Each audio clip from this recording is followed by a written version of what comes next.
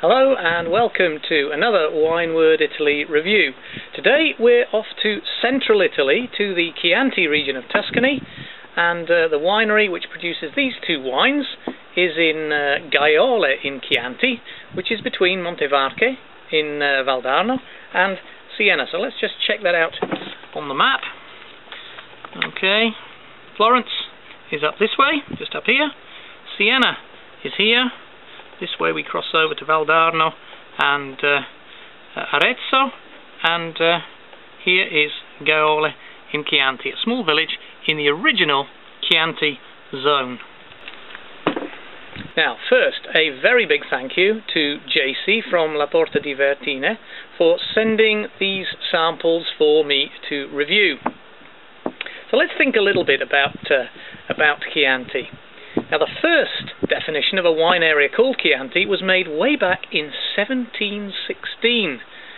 And the good news is it described an area near the villages of Gaiole, Castellina and Radda, so-called Lega del Chianti, and later the Provincia di Chianti, which is actually including the village where these are produced. Now, Chianti itself comes from a recipe which was formulated in the middle of the 19th century by Baron Bettino Ricasoli, who later became Prime Minister of the Kingdom of Italy. It just goes to show that what you can do to make a start in politics. Design a wine recipe. And the original recipe he came up with was 70% Sangiovese, 15% Canaiolo, and 15% Malvasia Bianca. Now then, you're thinking, okay, Chianti is a red wine. Malvasia Bianca obviously is a white grape. But during the 1970s, so after about 100 years or so, producers started to reduce the quantity of white grapes in Chianti. And in 1995, as recently as that, 16 years ago, it became legal to produce a Chianti from 100% Sangiovese. Now, for a wine to retain the name of Chianti, it must be produced with at least 80% Sangiovese. Now, on the neck of these bottles, as on many from Chianti, you have the famous Gallo Nero, the black rooster. This is a symbol of the Chianti Classico Producers Association. So that's a good sign of something which has come from a recognised source within Chianti. Now, while Italian wines may often come and go in popularity, Chianti seems to go from strength to strength. This thought might suggest that mass production of a rather bland product is the way forward. This is not always the case. Take Negri Vigneti from Gaiole in Chianti as a shining example of going against the flow. Here, in this cantina, the emphasis is firmly on quality over quantity. Organic quality, to be precise. This philosophy starts with the management of the vines, which on average produce only 1 kilo of fruit per plant in small but very healthy bunches. Continues with Giacomo Mastretta's non-interventionist winemaking policy through the entire process to the bottling. For more details on this, visit www.laportadivertine.it/en, where you'll find the English version of their site. Now, the next section I've taken straight from their site, but I thought it was worth mentioning. Together with Giacomo Mastretta, La Porta di Vertine's director and wenologist, and agronomist Dr. Ruggero Mazzilli, under whose guidance the estate's vineyards have all been organically converted, a philosophy of less is more is being applied throughout the vineyard and cellar, the central premise being that great wine comes from a vineyard where you have to do as little as possible. Giulio Gambelli, Sangiovese's legendary advocate, who during the last 50 years has always maintained a staunch belief in the variety's greatness, is La Porta di Vertine's oenological consultant. That was from their site. So without any more ado, let's get to look at the two wines. Now, a slight problem with the filming has resulted in missing of the uncorking. However, let's talk a little about this particular wine. It is La Porta di Vertine Chianti Classico DOCG 2008. Now, this is the first vintage from this producer in which Sangiovese fruit was harvested in a particular property, Colli ai Lecci. Why is this so important? Well, because these vines in this particular vineyard have a very large proportion of old vines, that is 40 years and more, and therefore they produce a small quantity of grapes per vine, but with an extremely high quality. So again, it's an example of quality over quantity.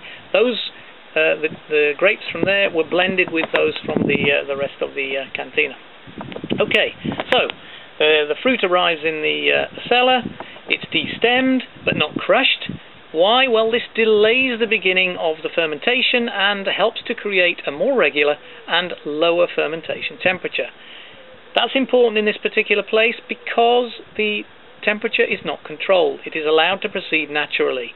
There's no electronic or other artificial control. It proceeds naturally. So thus the yeasts are also natural. There's no sulfur added. Good news for a large number of people who have a sulfur intolerance. That's why many people get headaches after drinking particularly white wines, large production white wines. They've got a high sulfite level and it causes lots of problems. But anyway, doesn't apply in this case. Okay. The wine remains on the skins for 3 to 4 weeks, giving a good colour to the wine, after which it's then racked off again, transferred back into cask for a further 8 months of aging, and then it's bottled and remains on the estate. It's estate cellared for an additional year. So it's come a long way before it arrives here on your table. Now, I did let's have a quick look at the colour. The colour there. Get some up the glass. Okay, it's a nice intense ruby red. Not much suggestion of violet or purple around the edge because it's already made quite a long journey through the winemaking process. It's aged a little already. We're 3 years old. And you see the alcohol coming up the glass there. It's quite a high percentage. It's 14.5% in the volume. And let's see what we're getting in the nose. Well, marvellous. I'm quite fortunate. It's a fairly warm morning, and the fruitiness. I've got distinct sour fruits coming there, maybe like dark sour cherry. Sort of plums, which are rather on the sour side. Those ones you take from a tree when you're perhaps a child. The first ones that come up and you think, yes, look at those plums, you have a mouthful and my goodness, they're quite sour. That's the suggestion there.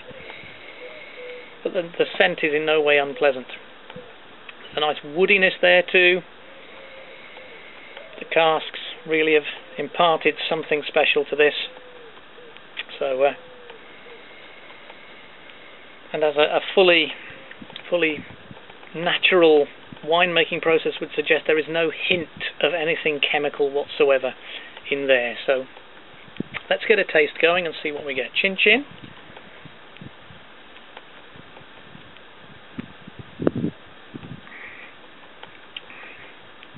Wow. It's warm, it's full, it's fruity, quite tannic, but not unpleasantly so. Well, well.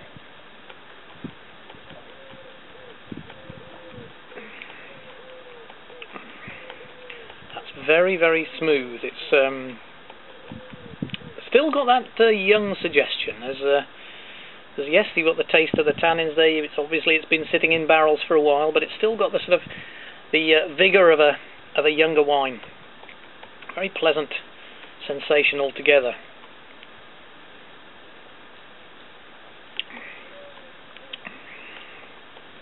Not bad at all. Well, I think, I'm drinking it on its own. Not the best way to do it.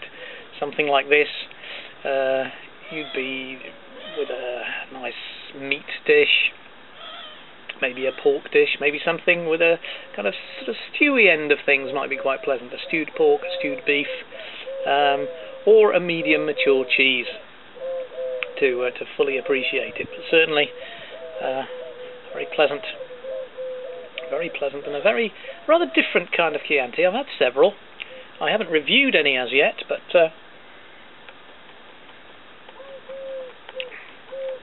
that one certainly worth another taste. And I'm hoping later in the year, probably next month, to actually get to the cantina. I'll be working in Chianti area, and I'll try and make a trip one weekend if I can manage to get a day off. Now then, what about the other product? Well, this is a 2008, once again, La Porta di Vertine Chianti Classico Riserva DOCG. There's the bottle and the labelling on the back. And possibly you can see this. Okay, this is the Advin symbol. Very few producers in Italy have as yet adopted this. One of them is Porta del Vento, whose wines I've recently reviewed, and also these people here, La Porta di Vertine, people who are forward-thinking. What does it do? Well, this is a barcode, effectively, which you can read with a smartphone, and it links you to all mentions of the wine anywhere on the internet, all references to this particular wine. So you can have a look at reviews, you can have a look at different pricings available, you can have a look at people who will import it for you, your nearest supplier, all these kind of things, just with a quick reading with your smartphone. So, an extremely good idea. The company which is offering it is actually in Portugal, but I'll talk about them another time, because at the moment, let's focus on this wine. Okay, so what about this one? Well, why Riserva? As I said earlier, the Riserva wines are basically matured a longer period, but also they tend to be selected grapes, either at the picking stage or in the cantina itself, when certain blends of wine are selected. In this case, it's a 100% Sangiovese, and first off, of course, the best grapes are selected from 3 different vineyards: Vertine, Adine, and Colli ai Lecci. Okay, so 3 different sources. Very little handling. The vinification process very similar to that of the Chianti Classico, but only the best wines end up in the Riserva blend. Let's get this one open and see what it's all about. Okay. See, no problem with the cork. None at all. Ooh. Preliminary sniff there. Not bad at all. So here we go. Chianti Classico Riserva, La Porta di Vertine, 2008. Pop some in the glass. Oh wow, what a rich colour. Now that's not what I was expecting at all. But I suppose it's the same age. Somehow I had visions, a sort of preconceived idea that it would be a more sort of garnet red, but this is absolutely very, very dark ruby red with a certain youthful tinge to the edges. It certainly looks a much younger wine than I was expecting in terms of colour. But already, even from this distance, the nose is coming in nicely. So let's get in and see what we're getting. Oh, that's more fruity. I've got cherries, but they're not so bitter. Blackberries. Oh yes, mouth-watering stuff. Certainly the tannin as well, the oaky, barrel-y sensation. It's a really warm hint there. Again, the alcohol is the same, 14.5, and it's coming up the sides of the glass quite nicely there. But it's not overpowering. Not getting an alcohol hit there at all. But the warmth of the barrel certainly, a very fruity sensation. Let's get a taste going, see if we can find anything else in the flavour. Cin-cin.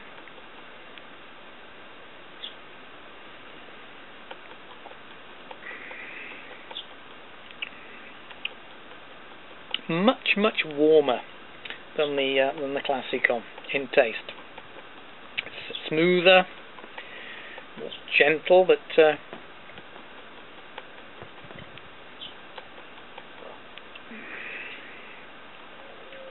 that's something certainly to take time over. Warm, full, smooth, nice end taste there, nice finish, still not bitter.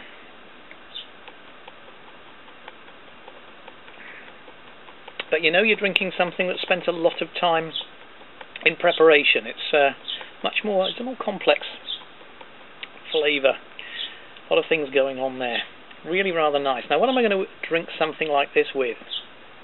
Well, certainly a hearty meat. I would be very tempted to just pop straight down to Val di Chiana right now, if I could, and pick up a nice piece of Val di Chiana steak, a Fiorentina, nice thick Fiorentina, grill it, and with some roast potatoes or something like that, have a nice glass of this, or maybe a little more. That would be ideal. Or a mature cheese. If you're having this towards the end of the meal, why not? A nice, tasty mature cheese would be marvellous. So there it is. Splendid stuff. Okay, so absolutely marvellous taste. Thank you very, very much, JC. It's been a real pleasure reviewing these wines, and as I said earlier, I hope to get there and see where it's actually from. So here we are. First we had La Porta di Vertine Chianti Classico 2008. Okay, sour fruits, but smooth enough, really nice, with a sort of lighter meat dish, a stew, or a light grill, nothing too dark or heavy, or a medium mature cheese. This one, on the other hand, the Porta di Vertine Chianti Classico Riserva 2008. Round, warm, smooth, mature fruit flavour.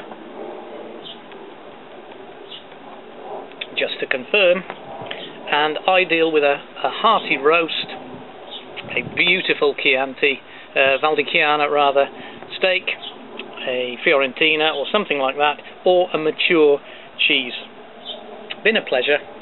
This is Wineword Italy signing off from Chianti. Cin-cin.